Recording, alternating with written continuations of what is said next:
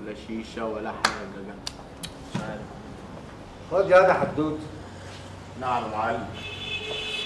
ايه ده؟ ما تخف ياض شويه ياض. ايه ده ماشي كده عامل زي الحي ام رصيد. ما هو يا معلم والله عايزني اركب لك مواتير في رجلي يعني.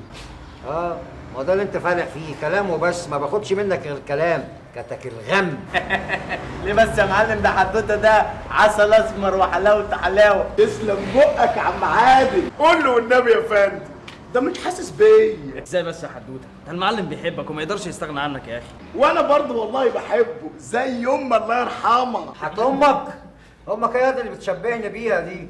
انت عبيط ياض ولا ايه؟ شوف الكلام زي الدبش ياض. لا يا عم معلم والله ما يقصدش، ده حتى شبهك بالحنونه. ما انت ما تعرفوش الحنونه دي شكلها ايه؟ ايه شكلها ايه؟ شكلها ايه؟ عارفين الواد حدوته ده؟ اه شكله ده؟ ايوه. امال ايه؟ ده بالنسبه لها زي القمر. ميرسي يا معلم. ثانك يو يا معلم. انت بتشتمني ياض؟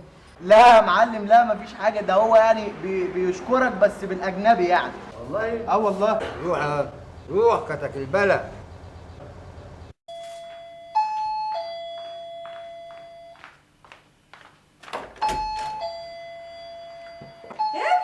عاملة ايه؟ وحشاني يموت حبيبتي. ايه اخبارك يا قلبي؟ وحشتيني. انت عامله ايه؟ اخبارك ايه؟ الهانم فين؟ جوه ادخل لها.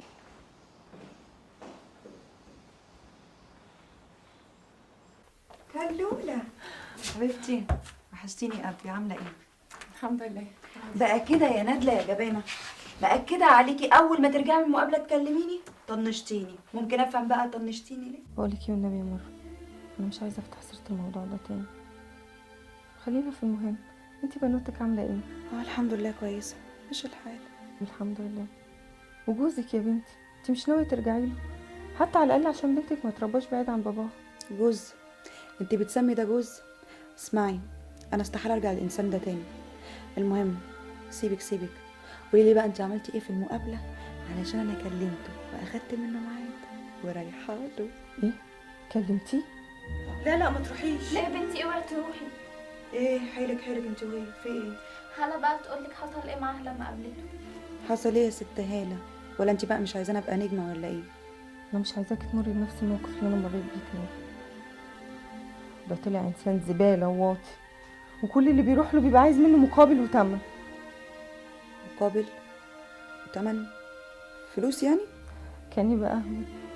ده عايزك تتنازلي عن اغلى حاجه عندك، وانا استحاله كنت هقبل واضحي واعمل له اللي في دماغه، حتى لو كنت همثل قدام عادل امام. مقابل؟